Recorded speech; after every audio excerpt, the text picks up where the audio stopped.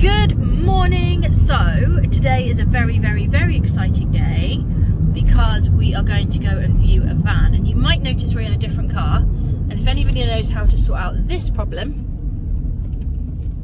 please let us know in the comments. But let me just give you a little bit of a background. This is a Vauxhall Zafira. We bought it how long ago, Mark? 2 weeks ago. A little bit. It's got to be a little bit longer than that. So maybe about 4 weeks ago, because we had to do the work to it before it got MOT'd. Anyway, long story short,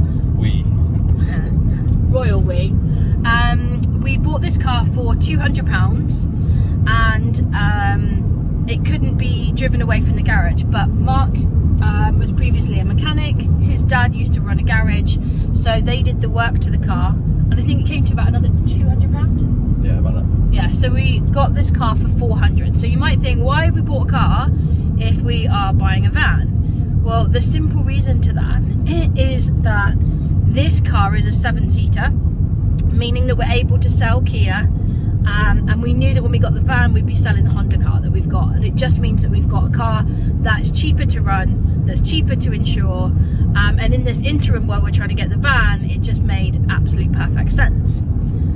This morning, however, though, we are off to go and view a van, which is extremely exciting. I cannot tell you how many vans are just, or maybe sellers, have just not really been honest, have they? No, you gotta do your background research on them. Yeah, that's yeah. So what if people out there are also like us that have decided that they want to look for a van, whether they're just doing this for part-time recreational use or full-time, what are the things that they need to look out for in descriptions? Well, it's more the background information. So with like MOTs, so if you can find the registration number. Oh, that is not a good sign. Sorry, I just had a little bit of a technical hitch with the car then. Sorry, so you were saying, so for MOTs?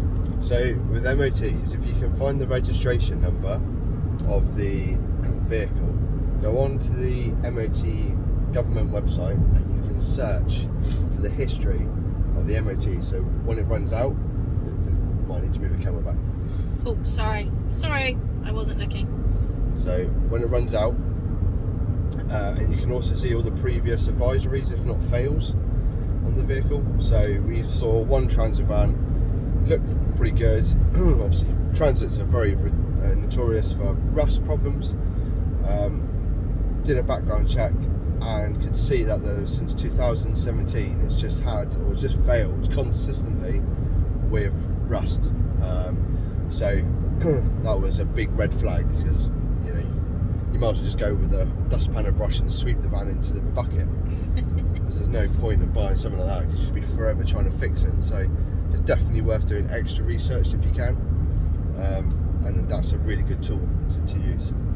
One of the things that I've learned through a bit of experience as well is that you'll often find that people will put the mileage on the description, but make sure that there is a picture of the clock, and if there's not, then request one. So we found another van that practically had an additional 100,000 miles on the clock from their description. Yeah. And what was really interesting was that this is where sometimes your own intuition comes into play. Mark kept going, I'm not quite sure, but there's something about this van, it just doesn't feel right. And then we discovered that, so I'm fully on board with his intuitive part. So today we're going to go and view an Iveco Daily extra long wheelbase, extra high. The work on it has already started, so yeah, fingers crossed that this could be our new tiny home on wheels.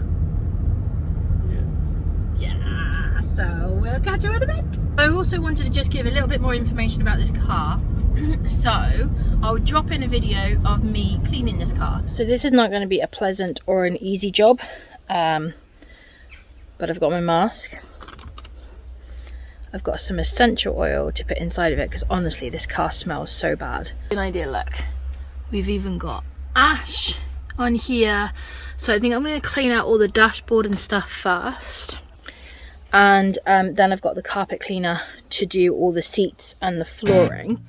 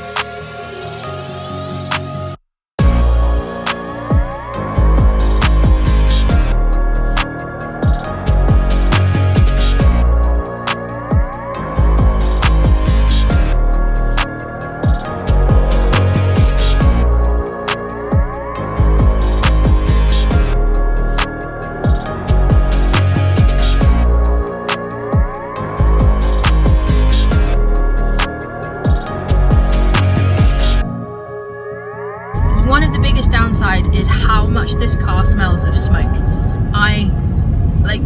As soon as you get into it, you just feel like you are enveloped. It is particularly strong. So I had already washed the car out, washed all the seats, washed the floor. The only thing I hadn't washed is, of course, the ceiling. And as you can see, there is an issue with the ceiling. Like I mentioned, if you have any ideas of how to fix that, then please leave that in the comments. But even after doing all of that, it still really smells of smoke. I mean, the car is completely clean, which is great, but yeah, the smell is pretty bad. So that's probably one of the other reasons why it was a bit of a deal for us, but it just makes financial sense in terms of the journey for us of being able to sell all of our possessions, but also be able to have the finance available to not only buy the van, but to also do what we need to do to it to make it a livable space and a travelable space with 4 children. So yes, so that's where we're at with that one. The outside of it still definitely needs to be cleaned and polished and that type of thing, but that's not exactly an urgent job for us, and it does mean that we'll be able to sell the vehicle for a lot more than we purchased it for. Sorry, Hill, trying to do my ears. I don't know if you suffer with that. So yeah, so again, just another part on our journey. Our next part is to sell Kia. That is the car that you probably see me in the most, because I've normally got the Kiddlywinks with me. So yeah, we're looking forward to having all the children in here and seeing how well they fit. So as you can see, there are 3 seats across the back, or in the middle, and then there are another additional 2 seats in the back. So yeah, we will probably drop that in at some point. So we've been to see the van, and then we stopped off, just got some lunch. I had a hummus rainbow slaw veg box thing, which was actually really nice, but we had so many stunning places and we ended up stopping at this label. I've got to show you, because all the places, never mind. Right, Mark, what's your view on the van? It's big, it's chunky. Yeah, no, it's alright. I think it's big enough for all of us. I think we should be alright. Yeah. It's got a reversing camera, which is really nice, so you can almost certainly gauge the back end of it, and also reversing bleepers. Yeah. Yeah, no, it's a really good vehicle. I don't think we should have too much problems with it. It's definitely the right size, height, length. Should get us all in. Yeah, I mean, it's all ready to go in the back. It's just need to do some engine work to ensure it's finest in the front end. That's about it, really. So yeah, all good. And drivability, because you drove it, and I sat in the passenger seat. Yeah, I mean, the gears are made for big burly delivery men to throw it into the gear selections and stuff, so it's not you can't be gentle with it. It's like driving a Land Rover, you got to ram the gears into the right ones and find the right gates. But yeah, no, it's all good. Yeah, really nice van. Certainly, yeah, I think it's one that we really should go for, to be honest. So do you think that we might have just found our new tiny house on wheels? Just found ourselves a van. So the next step that we have is that we'll get back to them in a couple of days. We said that we'd give it a couple of days. There's a few things that we need to really just go over and sort. And then yeah, we'll, I guess, put in an offer and see what happened. But they were really lovely as well, weren't they? Really nice, yeah. Really nice couple. So, and I know that shouldn't make a difference, but it does. It really makes a difference. So yeah, but I think, fingers crossed, we may have just found our van, and I cannot even begin to tell you how exciting that is.